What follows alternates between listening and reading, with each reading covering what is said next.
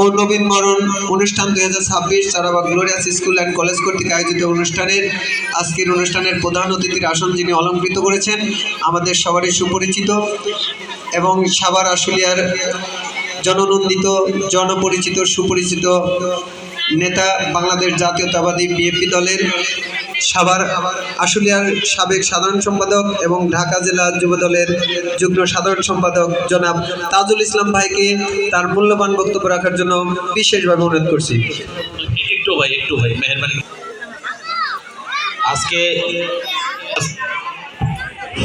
School and কলেজের নবীনবরণ প্রতিষ্ঠা বার্ষিকী উপলক্ষে আজকের এই অনুষ্ঠানের সম্মানিত সভাপতি উপস্থিত আছেন Nawaz Ali ideal school and কলেজের প্রতিষ্ঠাতা প্রধান শিক্ষক অনিক আহমেদ ইমন। উপবিষ্ট আছেন আমার প্রিয় সহযোদ্ধা ঢাকা জেলা যুব দলের যুগ্ম সাধারণ সম্পাদক, সাভার থানা যুব দলের সাবেক সাধারণ সম্পাদক শহীদুল ইসলাম শহীদ। মঞ্চে উপবিষ্ট আছেন ঢাকা জেলা স্বেচ্ছাসেবক দলের সদস্য আমিনুল ইসলাম। এখানে বক্তৃতা এত সুন্দর বক্তৃতা করেছেন হেলাল স্যার, অনিক আহমদ ইমন স্যার সহ আরও যারা বক্তৃতা করেছেন তারা ইতিমধ্যে যে সুন্দর কথা বলেছেন, যে দিক নির্দেশনা দিয়েছেন, তারপর আর বক্তৃতা দেওয়ার মতো কিছু থাকে না। তবে আমি একটি কথা বলতে চাই, সেটি হলো আপনারা হেলাল স্যার তার বক্তৃতার মধ্যে তিনি বলেছেন যে তার বাবার আদর্শগুলি কিন্তু আমরা তার মুখ থেকে শুনেছি।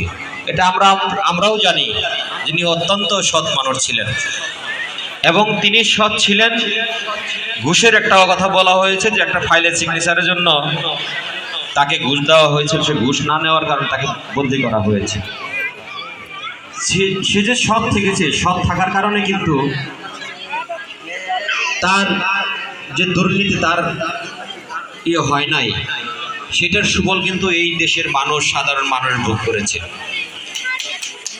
এবং তার আদর্শ, পিতামাতার আদর্শ অবশ্যই সন্তানদের মধ্যে কম বেশি কিন্তু থাকে। তার যে সততা ছিল, সে আদর্শ নিয়ে আমাদের হেলাল স্যারও কিন্তু তার জীবনের পথ চলা শুরু করে এখন পর্যন্ত তিনি এখানে আছেন। অতএব শিক্ষকদের কাছ থেকে ছেলেমেয়েরা তাদের আচার আচরণ, তাদের চলাফেরা, তাদের কথা বলা, তাদের মানসিকতা, এগুলি কিন্তু তাদের মধ্যে ধারণ করবে। এটা স্বাভাবিক, অস্বাভাবিক না। এই জন্যে আপনারা যারা যে অভিভাবকরা আজকে এই শিক্ষা প্রতিষ্ঠানে আপনাদের ছেলে মেয়েদেরকে এখানে ভর্তি করেছেন, আপনাদের সিদ্ধান্তটা অত্যন্ত সঠিক এবং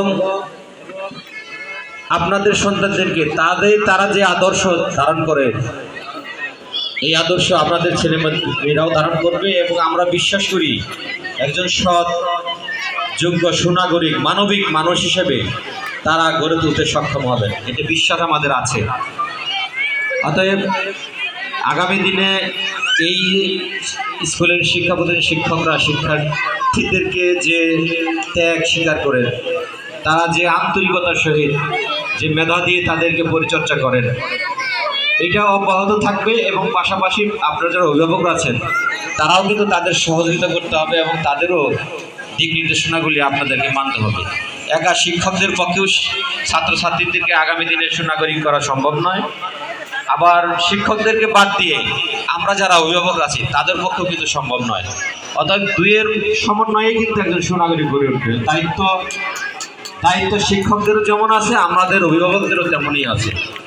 অতএব আমরা দোয়া করি আগামী দিনে এই বাচ্চারা সুনাগরিক হিসেবে গড়ে উঠবে এবং এই প্রতিষ্ঠান থেকে যারা বেরোবে তারা সমাজের বিভিন্ন জায়গায়, সমাজ পরিবারের বিভিন্ন জায়গায় স্তর ভেদে তারা অবদান রাখবে, আমরা এটা আশা করি।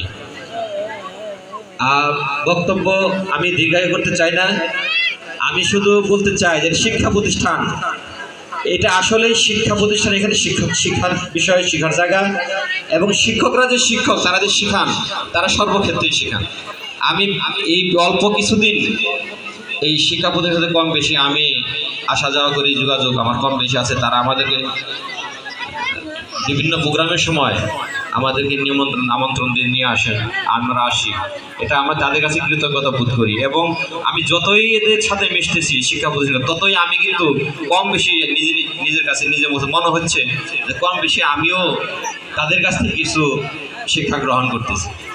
অতএব আমি এই শিক্ষা প্রতিষ্ঠান, যে কোনো শিক্ষা প্রতিষ্ঠানের সাথেই আমি নিজেকে সম্পৃক্ত রাখতে চাই। আমি আমার সাধ্যমতো যখন যেখানে সুযোগ পাই আমি এখানে অবদান রাখতে চাই। অতএব আমি এখানে যারা আছেন শিক্ষক মণ্ডলী, আমার অত্যন্ত পরিচিত মানুষ, আমার অত্যন্ত কাছের মানুষ, ভালো প্রিয় মানুষ, আমার স্নেহ ছোট ভাই ইমন স্যারের স্কুলে গত যে আন্তরিকতার সাথে ছাত্রের সাথে মিশেন, এটা অত্যন্ত আমার কাছে মনে হয় যে শিক্ষার ক্ষেত্রে অত্যন্ত একটা ভালো ব্যাপার, যেটা শিক্ষার্থীদেরকে সুশিক্ষায় শিক্ষিত করার একটা সূত্র, একটা মাধ্যম। অতএব আগামী দিনে আমি সবার সাফল্য কামনা করি। আজকে যারা নবীন আছেন তাদের উত্তরোত্তর সাফল্য কামনা করি এবং শিক্ষকদেরকেও আমি আশ্বস্ত করতে চাই, সময়ে অসময়ে প্রয়োজনে আমি আপনাদের পাশে থাকতে চাই। সবার সুস্বাস্থ্য, মঙ্গল এবং দীর্ঘায়ু কামনা করে আমি আমার বক্তব্য এখানে শেষ করছি। আল্লাহ হাফেজ। বাংলাদেশ জিন্দাবাদ।